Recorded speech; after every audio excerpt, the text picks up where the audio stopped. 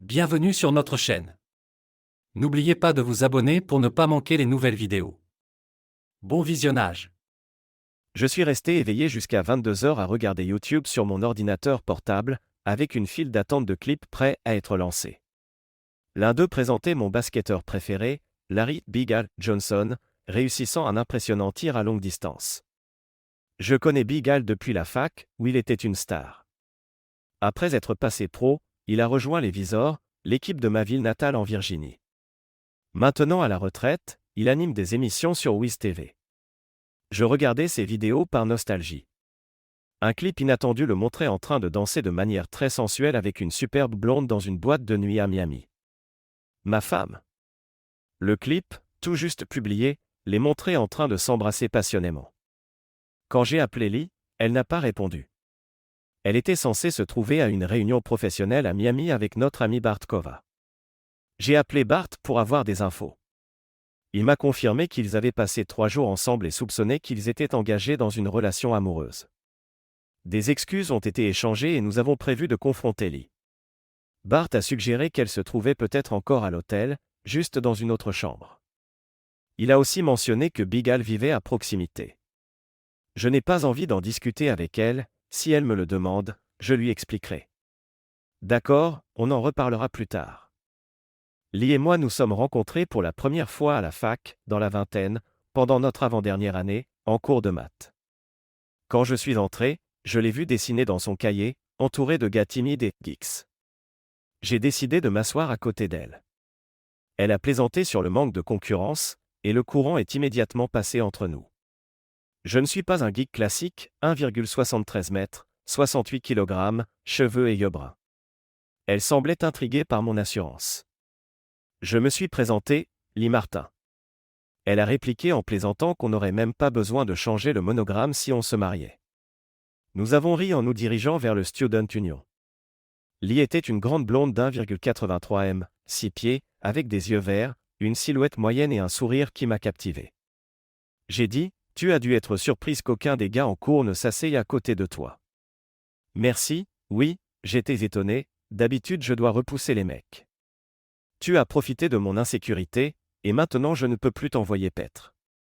J'ai un autre cours dans 20 minutes, mais j'aimerais t'inviter à dîner, peut-être ce soir?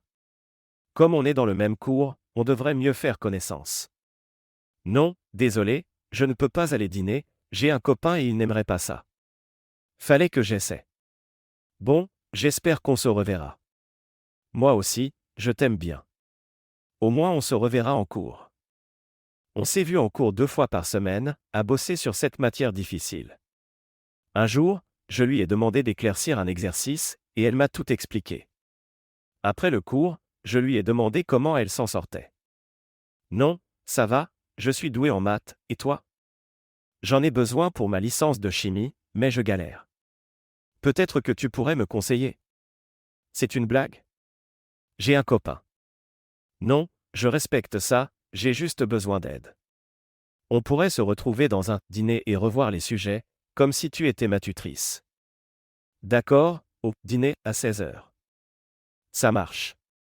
Pendant nos séances au dîner, j'ai appris à mieux connaître Lee. On s'entendait bien, on parlait de tout, pas seulement de maths. Un jour, un grand gaillard s'est approché de notre table, où nos livres étaient posés. Lee me l'a présenté comme Rachad, son petit ami. On s'est serré la main. Rachad était un homme noir de corpulence moyenne, environ 1,73 m pour 100 kg. On a refermé nos livres de maths, et Rachad m'a demandé pourquoi je suivais ce cours avec Lee et les geeks. J'ai expliqué que j'en avais besoin pour la chimie et la programmation. On a discuté de pourquoi certains cursus exigeaient des matières a priori sans rapport. Rachad a fait part de son intérêt pour le coaching sportif, visant à devenir prof de lycée ou se lancer dans le hockey professionnel. Lee voulait faire carrière dans le business, attiré par l'idée de gagner de l'argent. Au fil du semestre, j'ai revu Lee plus souvent. Je les ai invités, elle et Rachad, à dîner dans mon appartement hors campus, avec la voisine de Rachad, Stéphanie. Le repas s'est bien passé, ragoût de poisson, salade d'épinards et dessert. Lee et Rachad sont partis après une partie de bridge, qu'ils ont étonnamment appréciée. Lee et moi avons gagné, grâce à sa façon originale de déclarer ses enchères. Stéphanie est restée pour la nuit, mais on savait tous deux que notre relation n'était que physique, vu qu'elle avait un copain dans sa ville d'origine. Cette soirée a été déterminante. 2 jours après notre dîner, j'ai vu Stéphanie et Rachad entrer ensemble dans notre immeuble. Intrigué, je les ai suivis jusqu'à l'étage de Stéphanie, sans trop savoir quoi faire. J'ai attendu dans ma chambre. Quelques heures plus tard, Rachad est ressorti, et je suis allé voir Stéphanie, qui avait l'air bouleversée, mais ne regrettait rien. On en a discuté, convenant de laisser passer un peu de temps pour faire le point sur nos sentiments. Le tournoi de bridge a été sympa, même si la révélation de la liaison entre Rachad et Stéphanie me perturbait. Lee m'a demandé pourquoi je ne l'avais pas prévenu. J'ai expliqué que Rachad n'avait pas encore pris sa décision. Elle a compris. Plus tard, elle m'a fait comprendre qu'elle souhaitait passer chez moi, et j'ai accepté. Dans le feu de l'instant, la passion nous a submergés. L'excitation de Lee était à la hauteur de la mienne, conduisant à une satisfaction intense. Malgré mes doutes initiaux, la connexion entre nous était évidente. Nous avons partagé un moment charnel, confirmant notre compatibilité. Elle m'a suivi sous la douche. Puis-je, a-t-elle demandé d'une voix sensuelle. Nous avons eu un moment charnel sous la douche, contre la paroi lisse, avant de nous laver et de retourner au lit pour nous endormir. Au matin, je me suis levé pour me brosser les dents. Lee m'a rejoint, et je lui ai offert une brosse à dents de rechange. Après s'être rafraîchi, nous avons aussi géré mon envie matinale. Pendant le petit déjeuner, Lee a demandé « Alors, est-ce que je suis aussi doué que Stéphanie ? Suis-je à la hauteur de ce qu'elle était ?» Nous nous sommes regardés, puis elle a souri. « Un est plus grosse, mais tu es meilleure. Steph est douée, mais toi tu es fantastique. » Dès lors, nous étions inséparables. Lee a quasiment emménagé chez moi, malgré les protestations de Rachad, qui a finalement trouvé quelqu'un d'autre et passé souvent voir Stéphanie pendant sa dernière année. Big Al a emménagé dans notre immeuble, au 4e étage. Je l'apercevais parfois avec Stéphanie, même s'ils n'ont jamais vécu ensemble. On se saluait, jusqu'au jour où Steph nous a invités, Lee et moi, pour le dessert, où Big Al était présent. La soirée a été agréable, mais après cela, on n'a plus été conviés. Lee et moi nous sommes mariés à 20 ans, juste après la fac. J'ai trouvé un boulot de programmeur chez Penn, pendant que Lee bossait dans la pub, avec pour objectif d'influencer les décisions gouvernementales. J'ai hérité d'une maison près du boulot de la part de mon grand-père, dans laquelle nous avons emménagé une fois le bail expiré. La maison avait 3 chambres, une grande cuisine, un garage réaménagé et un sous-sol fini. Il y avait des travaux à faire, auxquels j'ai consacré du temps aidé par un ami du lycée qui dirige une entreprise de construction. Lee est tombée enceinte, et à 22 ans, nous avons eu des jumelles, Betsy et Linda. Elles n'étaient pas identiques, mais nous tenaient constamment occupés. Lee a pris 1 an de congé, et j'ai réduit mon temps de travail pour m'en occuper. J'ai fini par me mettre en tant que prestataire, travaillant à domicile, tandis que Lee reprenait progressivement son activité à temps partiel.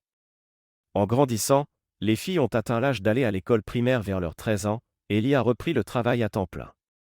Moi, je conciliais mes missions de prestataire et le développement de 2 systèmes potentiellement rentables. La carrière de Lee a décollé, et quand les filles sont entrées au collège, équivalent des « middle school years », vers 35 ans, notre situation financière était confortable. Je restais actif en courant et en pratiquant le tennis de table, ce qui me permettait de rester en forme. Après 15 ans de vie commune, notre vie intime restait plaisante, même s'il y semblait douter parfois de sa vitalité. Avant de découvrir la vidéo de Big Al, j'avais cherché son adresse, située à environ 5 km, 3 miles, au nord de chez nous. Je me demandais si ce que j'avais vu à Miami était récent ou si ça durait depuis un moment. D'autres questions me taraudaient. Le lendemain, après avoir montré la vidéo YouTube aux filles, je leur ai demandé un prélèvement ADN, ainsi qu'à moi-même. C'était un vendredi, et malgré leurs obligations scolaires, contrôle et travaux de groupe, j'ai jugé préférable de les garder à la maison pour les protéger d'éventuelles moqueries. À 10 heures, Lee a appelé. Voyant son nom sur l'afficheur, j'ai laissé basculer sur la messagerie. « Marty, s'il te plaît, décroche, je t'en supplie. »« Marty, je t'aime, j'ai fait une bêtise, je rentre cet après-midi, oh mon Dieu. » Sa voix s'est brisée, ponctuée de sanglots. L'une des améliorations que j'avais faites dans la maison était un système d'entrée électronique, dont j'ai changé le code. Le garage réaménagé n'était pas utilisé, mais meublé, alors j'y ai déménagé les affaires de Lee, estimant cela nécessaire. Ma mère et Lee m'ont tous deux appelé, voulant savoir mes intentions. Moi-même je ne savais pas, et je ne pouvais leur en dire plus. Je me suis connecté au compte Gmail de Lee, parcouru les emails du mois écoulé, à la fois archivés et actuels. J'ai vérifié la corbeille aussi. Aucune trace de conversation avec Big Al, seulement des mails professionnels et ceux concernant la conférence, dont certains un peu vagues, mais uniquement envoyés par une collègue participant à l'événement. Lee devait arriver à midi. Ignorant ces appels, j'ai demandé à un ami de surveiller l'aéroport pour voir qui descendait de l'avion et filmer la scène. Il a vu Lee sortir avec ses collègues de travail, les regardant autour d'eux. Il a filmé depuis son téléphone. Ensuite, il est allé récupérer sa valise, restant à la sortie 5 minutes après les autres passagers. Big Al est finalement apparu, scrutant les lieux, puis se dirigeant vers la zone de bagages. Mon ami l'a suivi tandis que Lee attendait un taxi. Big Al l'a rejointe, ils ont échangé quelques mots, mais elle a secoué la tête, refusant. Un taxi est arrivé, et le préposé les a fait monter tous les deux. Mon ami m'a envoyé la vidéo. 20 minutes plus tard, le taxi s'est arrêté devant la maison, mais seul Lee en est sorti, en larmes et décontenancé de voir que son code d'accès ne marchait plus. Elle a frappé et sonné. J'ai ouvert la porte, la trouvant effondrée. Je suis tellement désolé, Marty. Je ne me rendais pas compte à quel point tout ça allait dégénérer. Sanglotait-elle. Lee, tu n'as plus ta place ici. Tes affaires sont dans le garage, jusqu'à ce que tu te trouves un autre logement. Peut-être que la maison de Big Al te conviendrait mieux. Oh, Marty, il n'y a rien entre nous, je t'aime. Tu m'as humilié publiquement, tu m'as tourné en ridicule. Nos filles au collège, qui sait ce qu'elles subissent? Tu es pitoyable. Va-t'en. Son expression s'est figée, et elle s'est éloignée en titubant, finissant par s'asseoir sur une chaise dans le jardin, en pleurs. Madame Cunningham, la voisine, est sortie la réconforter. Finalement, Lee est partie chez elle. J'ai appelé la mère de Lee, lui disant que sa fille était là tout près et avait besoin de soutien. Hélène, sa mère, n'a pas été très chaleureuse, mais a convenu de venir dans l'heure. Je suis resté dans la cuisine à boire du café, incapable de me projeter dans l'avenir. La veille, j'avais contacté un avocat que je connaissais, qui m'a redirigé vers la spécialiste en droit de la famille, Joanne Ellis. J'avais prévu un rendez-vous pour le lundi suivant. Une demi-heure plus tard, Maître Ellis m'a rappelé. Monsieur Martin. Ici Joanne Ellis. Vous avez pris rendez-vous pour lundi au sujet de votre femme et du basketteur. Oui. Comment saviez-vous qu'il s'agissait d'elle? La vidéo ne montre pas son identité. Un reporter de télévision a découvert que Big Al fait la une, surtout dans les colonnes People. J'ai déduit la suite. Puisque c'est urgent, on peut avancer le rendez-vous à demain matin, vers 10h. D'accord, 10h. Je vais avoir besoin d'un bref résumé de votre relation avec votre femme et avec Monsieur Johnson, si vous le connaissez, ainsi que vos relevés financiers si possible. D'accord. Après avoir raccroché, elle m'a conseillé de ne pas prendre de décision hâtive. À peine avais-je raccroché que le téléphone a sonné à nouveau. J'ai répondu sans réfléchir. C'était Big Al. J'appelle pour m'excuser auprès de toi. Va te faire voir. Je ferai tout pour te pourrir la vie, espèce d'abruti. Waouh, ce n'est pas que moi, pas seulement moi, mais elle aussi. Ça s'est juste produit. J'étais marié et heureux, avant qu'elle parte à Miami. Nous avons 2 gosses. Tu n'es qu'un pauvre type. Si tu me croises, sauve-toi. Je l'ai dit d'un ton calme, sans crier, sans émotion. Après un long silence, il a raccroché. Mais maintenant, j'avais son numéro. Je suis allé dans le compte de notre opérateur téléphonique, consulter l'historique des appels depuis le téléphone de Lee. J'ai noté le numéro de Big Al, et je n'ai vu son nom apparaître qu'après son arrivée à Miami, 2 fois. Je n'avais pas accès à ceux du jour même. J'ai supposé que leur rencontre à Miami n'était pas prévue. En vérifiant le calendrier du Wiz, j'ai constaté qu'il y avait un match l'après-midi même à Miami, mercredi, avec Big Al comme présentateur. Il était donc en déplacement pour le travail. La sonnette a retenti. Par la fenêtre, j'ai vu mes parents et mes beaux-parents. Lee n'était pas là. Je les ai laissés entrer et leur ai proposé à boire, qu'ils ont refusé. Ils se sont assis. Je suis resté debout, à l'entrée du salon. Ma mère, Lassie, a pris la parole en premier. On a parlé un peu dehors, on veut savoir ce que tu comptes faire. J'ai laissé échapper un sanglot discret en la regardant. Plus tard, elle m'a dit avoir lu dans mes yeux un désespoir si profond qu'elle ne voyait pas comment quoi que ce soit pourrait s'arranger. Mon père a demandé, pourrais-tu discuter avec Lee? Elle a demandé après nous, quand on est arrivé, pourquoi faire? Elle n'a rien à dire. Elle a détruit notre famille. Et ce n'était pas qu'une seule nuit, mais 3. Elle n'a même pas essayé de le cacher à ses collègues, et maintenant tout le monde est au courant. Hélène, la mère de Lee, est intervenue, je sais qu'elle a tout gâché, Marty, c'est énorme. Elle le reconnaît. Mais vous avez des filles, et vous vous aimez depuis si longtemps. Vous avez beaucoup à sauver, si c'est possible. Je ne la vois plus comme ma femme, et je ne la verrai plus jamais ainsi. Elle reste la mère de mes gosses, c'est tout.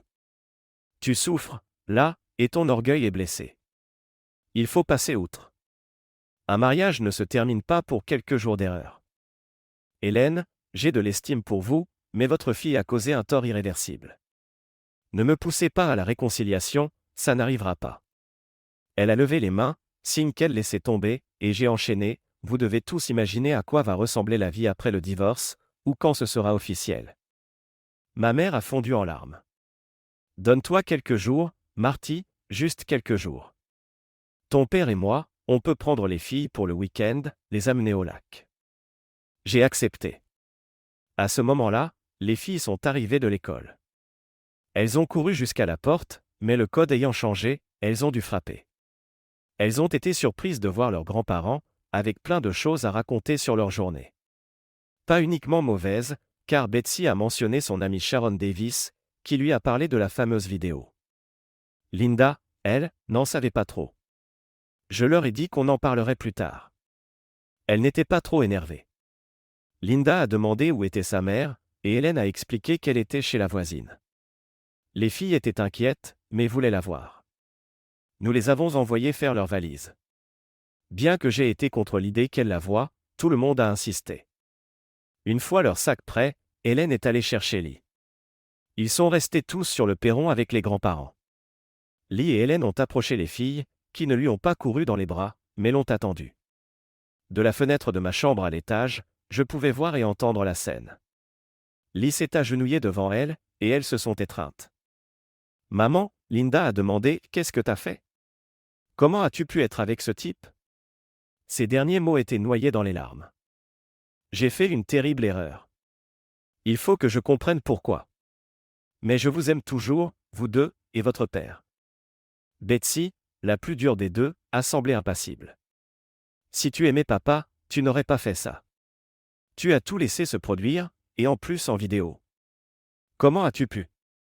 Les larmes lui montaient. Lee a fondu en sanglots.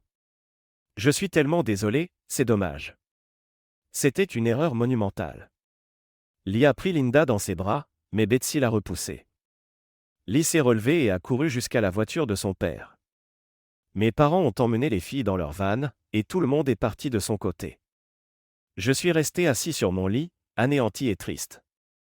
Puis la colère est montée, déferlant comme une vague. J'ai crié et hurlé. Finalement, je suis descendu au sous-sol pour frapper dans mon sac de boxe, chaque coup dirigé contre Larry ou Lee. Épuisé, les mains en feu, je me suis calmé, déterminé à les faire payer tous les deux. Après avoir soigné mes mains, j'ai bu un verre et suis allé me coucher. Impossible de trouver le sommeil rapidement, mais j'y suis finalement parvenu. Le lendemain, je suis parti courir longtemps et intensément. Puis j'ai rassemblé mes documents financiers et me suis rendu chez l'avocate. Joan Ellis était une femme d'une quarantaine d'années, mince, les cheveux et les yeux bruns. Elle portait un jean et un sweatshirt. Après les formules de politesse, on est allé dans la salle de réunion. Je suis un peu en tenue décontractée, désolé. C'est samedi et je faisais un peu de jardinage. Pas de souci, vous êtes très bien comme ça. Elle a souri et a commencé. Alors, je suppose que vous voulez parler de votre divorce avec votre femme. Je peux vous exposer les grandes lignes, mais êtes-vous certain de vouloir divorcer? C'est un long parcours, surtout avec 2 enfants. Oui, Les jumelles ont 13 ans, et j'aimerais obtenir leur garde. Très bien. Pouvez-vous préciser si vous pensez vraiment mettre fin à votre mariage? Il s'agit d'une seule incartade ou vous craignez que cela se soit produit avant? Je ne pense pas qu'elle ait trompé avant, mais je n'en ai aucune certitude. Donc si c'est vérifié, vous ne pouvez pas lui pardonner? Non. D'accord. Parlez-moi un peu de vos revenus, et de vos obligations envers les enfants. On a passé en revue mes fiches de paie, la maison, etc. Joanne était contente de voir que la maison m'appartenait, avant le mariage, et que les filles y avaient vécu toute leur vie. Elle estimait que mon rôle de parent au foyer et nos horaires de travail modulables pourraient jouer en ma faveur pour la garde. Mais elle a rappelé qu'il n'y avait aucune garantie. Je gagnais à peu près autant que Lee, mais c'était plus variable. Elle pensait qu'aucun de nous n'aurait à payer de pension alimentaire, puisque nos revenus étaient proches, même si la stabilité n'était pas la même. D'habitude, c'est le parent qui n'a pas la garde principale qui paie une pension, a-t-elle expliqué. Ok, et combien de temps faut-il pour lancer la procédure de divorce? On peut préparer la requête et la déposer sous une semaine. Je vous conseille toutefois d'attendre un peu, parfois, on change d'avis. Il peut aussi y avoir une obligation de thérapie de couple ou de médiation. Peut-on éviter ça? Je ne veux pas d'échange direct avec elle. Il faudra en avoir, mais on peut limiter les contacts. J'ai remarqué que vous regardiez mes mains bandées. Je me suis emporté hier et ai tapé dans mon sac de frappe sans gants. Au moins, vous n'êtes pas allé voir Monsieur Johnson ni votre femme. À propos, est-il possible de le poursuivre pour ça? Je voudrais qu'il réponde de ses actes. Hélas, dans cet état, on ne peut pas attaquer quelqu'un pour infidélité ou aliénation d'affection. C'était possible autrefois, mais plus maintenant. J'ai aussi vérifié la Floride, pas possible non plus. Il est donc libre sur ce plan. Entendu? Je ne cache pas qu'en moi, une partie souhaite qu'il souffre. Il m'a volé ma vie pour un caprice. Monsieur Martin, je me dois de vous rappeler que, même si nos échanges sont confidentiels, si je crois que vous préparez un acte violent, je pourrais être tenu de le signaler. Ne vous inquiétez pas. Il n'y aura rien de ce genre. Merci de le préciser. J'ai signé un contrat et payé la compte, en demandant à accélérer la rédaction des documents. En rentrant vers midi, mon père, Leland, a appelé. Salut fiston, comment tu tiens le coup? Bien, je sors de chez l'avocate. Ah, et alors? On a parlé du déroulement d'un éventuel divorce. Marty, prends ton temps, ne va pas trop vite. C'est une décision grave, il faut y réfléchir. Papa, une fois que Lee a couché avec ce crétin, c'était fini. Le fait qu'ils aient remis ça plusieurs fois aggrave tout. Mais même une seule fois, c'était suffisant. Ta mère pense qu'elle t'a fait tellement de mal que c'est fichu. Possible, mais je suis déterminé. Même si je ne vois pas ce qu'elle pourrait dire pour me faire changer d'avis. Il y a eu un silence. C'est peut-être ce qu'il faudra prouver, a-t-il dit. On a discuté de l'humeur des filles, Linda très peinée, et Betsy pleine de colère. Maman les rassurait sur l'idée qu'elles ne perdraient pas leurs parents et qu'on les aimait. On a raccroché. Le téléphone sonne à nouveau, sans identification de l'appelant. Je laisse aller sur répondeur. C'est Lee. Marty, si tu es là, décroche, je t'en supplie. Il faut que je te parle. J'ai vraiment merdé et je le sais. Tu es la seule personne en qui j'ai confiance pour parler de choses sérieuses.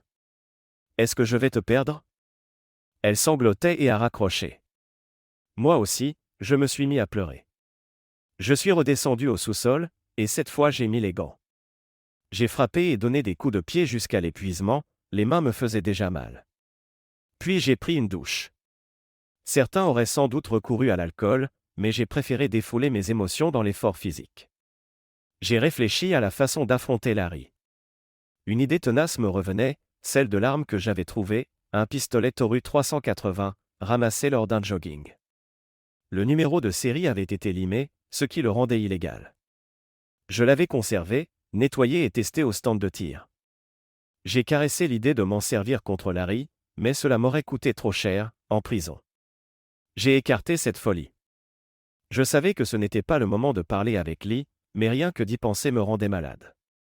Seul dans la maison, j'étouffais sous un poids immense. J'ai sauté du canapé comme si quelqu'un me traquait. On m'aurait pris pour un fou. J'ai senti le besoin de sortir, alors je suis allé marcher. Une marche qui m'a conduit devant la maison de Larry, à 800 mètres, un demi-mile, du parc. Je ne m'y suis pas attardé, mais j'ai noté l'absence de système de sécurité, ce qui m'a encore plus inquiété.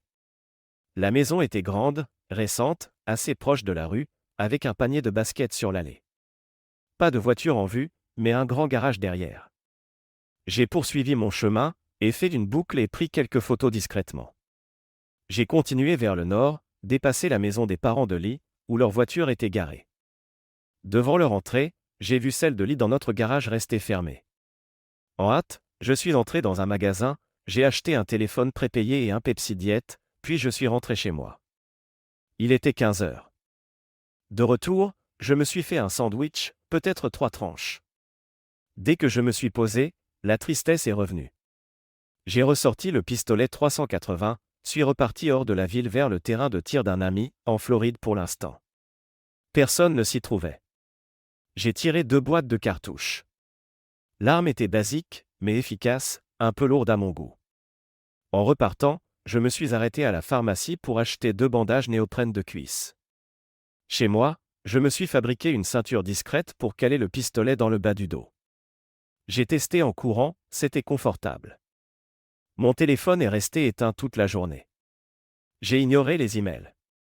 Quand je l'ai rallumé, j'avais 11 messages vocaux, près de 20 SMS, et un tas de mails de la famille, de collègues et d'amis. Tous me demandaient de faire signe.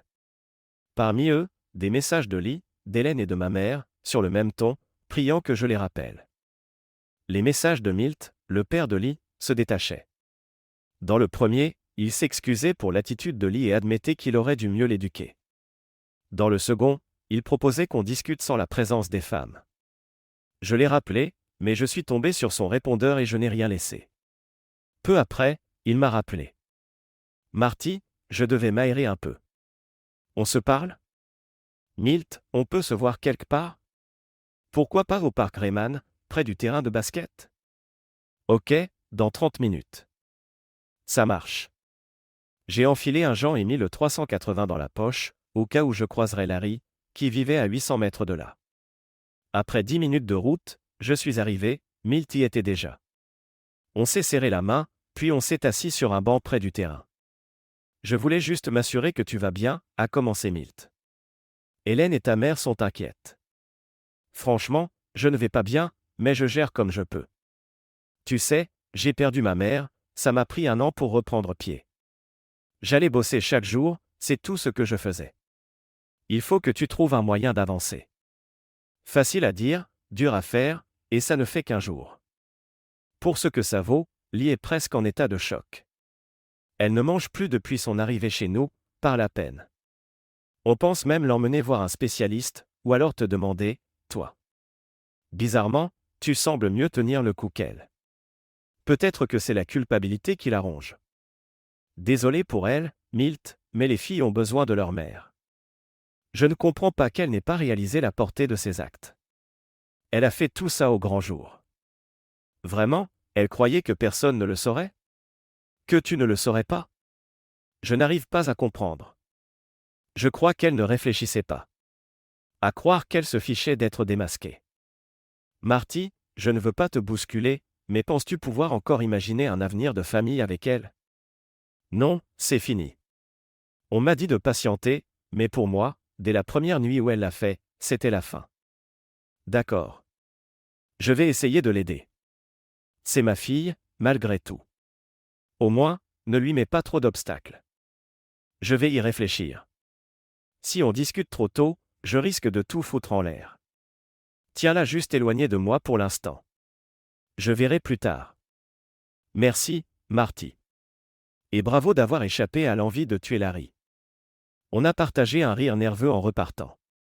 En rejoignant ma voiture, garée un peu plus loin, j'ai aperçu Larry qui arrivait dribble aux mains, dans la rue perpendiculaire, se dirigeant vers le terrain. Mon sang n'a fait qu'un tour, j'ai porté la main à mon arme. Milt, en voiture, l'a vu aussi et a klaxonné. Larry a été surpris et a lâché la balle, qui a roulé sur la chaussée. Sans regarder, il a couru après, et un véhicule arrivant en sens inverse l'a percuté. Il est passé par-dessus le capot et le pare-brise avant de retomber lourdement sur la chaussée. Milt a continué sa route. Je me suis précipité vers Larry. Il était encore vivant, mais faiblement conscient. En le regardant, j'ai ressenti un mélange d'émotions, rage, trahison. Les secours sont vite arrivés, mais malgré leurs efforts, ils n'ont pas pu le sauver. La police aussi est venue. Malgré ma peur concernant mon arme illégale, j'ai coopéré et ils m'ont laissé partir. 1 heure plus tard, j'ai éliminé l'arme et suis allé chez Milt pour lui en parler. Milt, Big Al est mort. Bon sang, tu l'as descendu? Je t'ai vu avec un flingue. Non. Il a été renversé par une voiture après que tu aies klaxonné. Il a voulu récupérer son ballon et... Il est mort sous mes yeux. Je vois. Le destin, peut-être. Même si je le plains, c'est comme une providence. Au moins, il ne causera plus de mal à Marty et aux enfants. Si je puis dire? C'est tragique. Oui, dis-le à Ali, si tu veux. Ce n'était pas son copain, mais bon, elle apprendra la nouvelle. De toute façon, ça va se savoir. Bien sûr. Elle n'est pas au courant. D'accord. Moi, je rentre. Cette nuit-là, j'ai bien dormi. Les filles m'ont appelé, et on a eu une discussion correcte. Le lendemain, la tristesse m'a de nouveau envahi. Il faisait beau, mais je n'avais rien à faire à part ressasser. Je suis parti courir à nouveau, j'ai longé le centre commercial au bord de la rivière et je suis rentré. Puis je suis allé voir mes parents et les filles pour un pique-nique dominical. Les jumelles allaient mieux. Elles avaient parlé à leur mère par visioconférence, et Lee semblait les encourager. Aucune mention de Big Al ni de sa disparition, ni de son scandale de la semaine précédente. On a profité du temps ensemble. Pendant que les filles étaient à la piscine, j'ai expliqué à mes parents que j'avais vu Big Al mourir percuté par une voiture. Ils ont été choqués. Mon père m'a demandé si j'étais impliqué. Non, c'était juste une coïncidence. J'étais au parc avec Milt, on a discuté, et en repartant, Larry est arrivé. Il a été distrait, a couru sans faire gaffe, et la voiture l'a fauché. Je ne vais pas prétendre être désolé, mais que Dieu ait son âme. On a changé de sujet. Le lundi, Joanne Ellis m'a téléphoné, se demandant d'abord comment je vivais la mort de Larry. J'ai tout raconté, y compris que j'avais assisté à l'accident. Elle a été surprise, voire un peu méfiante. Je la comprends. Elle a ensuite dit que les papiers du divorce seraient prêts mercredi, me demandant quand les remettre à Lee. J'ai dit d'attendre un peu, car Lee était très mal. J'avais promis quelque chose à Milt. Les filles ont repris l'école, même si la mort de Big Al et son esclandre d'avant posaient question. J'ai bossé un peu, 2 ou 3 heures pour l'armée. J'ai récupéré les filles après leurs activités, on a mangé une pizza maison, qu'elles adorent. Soirée agréable. Mais avant de se coucher, elles ont demandé quand maman reviendra. J'ai répondu franchement. Je ne pense pas qu'on retrouve le même arrangement qu'avant. On ne sait pas comment ça va se passer, mais ça ne sera sans doute plus comme avant. On verra. Mais on vous aimera toujours. Le mardi, Milt a appelé, puis Hélène aussi. Il voulait qu'on se voie. J'ai accepté un rendez-vous chez Starbucks. Là, Milt m'a dit qu'il avait contacté un conseiller conjugal et me suggérait d'y aller avec Lee. Hélène a ajouté qu'en cas de divorce pour infidélité, il y aurait probablement une injonction de médiation. Ok, j'y vais, mais je ne vais pas faire semblant. Même si on creuse et qu'on cherche des explications, je doute que ça l'aide. On ne te demande pas de faire semblant. Va en parler avec la psy, et communique avec Lee. Sinon, elle risque de sombrer. D'accord. Mais pas de fausses promesses. La première séance a eu lieu le lundi suivant à 10h. Je suis arrivé à l'heure pour ne pas patienter avec Lee. La psychologue, Sylvia Price, la cinquantaine, un peu ronde, mais sympathique, nous a fait entrer dans son bureau. Jusque-là, Lee et moi n'avions pas échangé un mot. Elle avait l'air mal en point, pâle, se frottant les mains sans cesse. La docteure Price a d'abord présenté sa méthode, mentionnant qu'elle avait l'habitude de traiter les cas d'infidélité. Elle nous a demandé nos objectifs. Marty, que cherches-tu ici? Je veux simplement avancer dans ma vie et continuer d'être un bon père. Mais je ne vois pas de réconciliation possible avec Lee. Et toi, Lee? Je voudrais retrouver mon ancienne vie.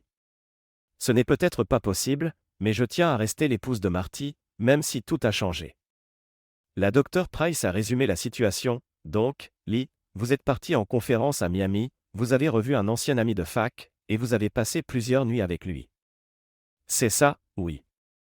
À aucun moment vous ne vous êtes dit que votre mari le découvrirait? Je n'arrive toujours pas à comprendre. J'ai cru que ça resterait sans conséquence, mais je suis stupide. Marty a vu la vidéo où Larry et moi dansions, c'était explicite. La Dr Price, Marty, pourquoi penses-tu que votre mariage est fini? Je me suis tourné vers Lee, cette femme que j'aimais et en qui j'avais confiance comme en personne. Je lui ai tout donné. Quand j'ai vu qu'elle pouvait me trahir si facilement et publiquement, j'ai ressenti la pire douleur de ma vie. J'ai déjà vécu le décès de mes grands-parents, c'était très douloureux, mais ça ne se compare pas. Ça, c'est bien pire. Je ne peux plus jamais faire confiance à qui que ce soit. Lee a éclaté en sanglots en m'écoutant. J'ai ajouté que jamais je ne pourrais lui pardonner. La Dr Price, comment vous sentez-vous en la voyant dans cet état? Je suis triste, et extrêmement en colère. Elle m'a fait ça, à moi, et à nos enfants. Même si elle l'a fait par bêtise, sans vouloir nous blesser, c'est quand même atroce. Pourquoi? 3 nuits de folie avec un type dont elle rêvait à la fac. J'ai lancé un regard direct à Lee. Elle répétait, en pleurant, « Non, non, je ne sais pas pourquoi j'ai fait ça. » La Dr Price l'a interrompu, « Lee, calmez-vous. Aviez-vous déjà ressenti quelque chose pour M. Johnson à l'université? Oui, il était grand, beau, célèbre. Il me coursait tout le temps, mais j'étais avec Marty, donc je refusais. Alors, pourquoi avoir dit oui, là? Avant de partir à Miami, je me sentais un peu détaché de tout, depuis quelques mois. J'espérais que ce séjour me revigore. Quand j'ai vu Larry, il m'a serré dans ses bras, j'ai compris que je ne résisterais pas s'il tentait quelque chose. Tout s'est fait très vite. Je ne pensais pas aux conséquences. J'ai ajouté, pourtant, on avait eu une nuit passionnée juste avant ton départ, non? Tu simulais? Non, c'était vrai, ça m'a mise dans tous mes états dans l'avion, et... J'ai tout gâché, je suis désolé. Elle pleurait de plus belle, et moi aussi, mais j'étais en rage. Je me suis levé pour ne pas exploser, et je suis sorti dans le hall. La Dr Price m'a rejoint, allez faire un tour aux toilettes, je vais parler seul à Lee, puis ensuite avec vous. Elles sont restées 15 minutes. Lee est ressorti, me disant juste « Pardon, Marty » avant de partir. La Dr Price m'a demandé ce que je ressentais sur la mort de Larry. Je lui ai dit que j'avais assisté à la scène, et que j'étais soulagé qu'il soit mort. Je voulais le tuer moi-même, mais il est parti avant que je le fasse. C'est moche, mais c'est la vérité. Il a détruit ma vie pour un coup de tête. Pourquoi la liaison de Lee avec Larry signifie-t-elle la fin de toute ta vie? J'étais un mari et un père dévoué. Il n'y a rien de pire que cette trahison. Je ne vois pas comment m'en remettre. Je ne pourrai plus jamais faire confiance. C'est comme si elle conservait à jamais ce souvenir brûlant de ses ébats avec lui. Si on restait mariés, j'aurais toujours peur qu'elle pense à lui pendant qu'on ferait l'amour. Je veux effacer ce souvenir chez elle, et je compte bien m'y employer. Situation compliquée, en effet. Je vois que tu l'aimais beaucoup. Je l'aimais vraiment, oui. C'est pour ça que ça fait si mal. Elle m'a brisé. On a conclu la séance. Elle m'a conseillé de réfléchir à un possible arrangement de séparation.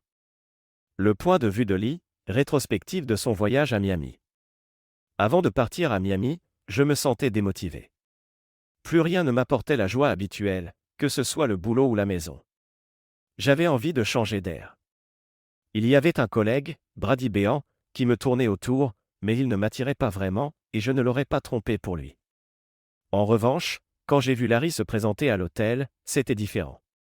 Je me suis rendu compte que s'il tentait quelque chose, je céderais. Le premier soir, nous sommes allés dîner, et on savait tous les deux où ça mènerait. Sans même prendre de dessert, on est monté dans sa chambre, on s'est déshabillé, et la passion nous a consumés. J'ai eu plusieurs orgasmes, et on a recommencé durant la nuit. Le lendemain, je suis arrivé en retard à la réunion. Les collègues ont dû remarquer mon état.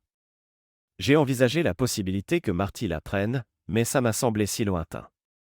Le deuxième soir, j'ai encore filé dans la chambre de Larry. Idem le troisième soir.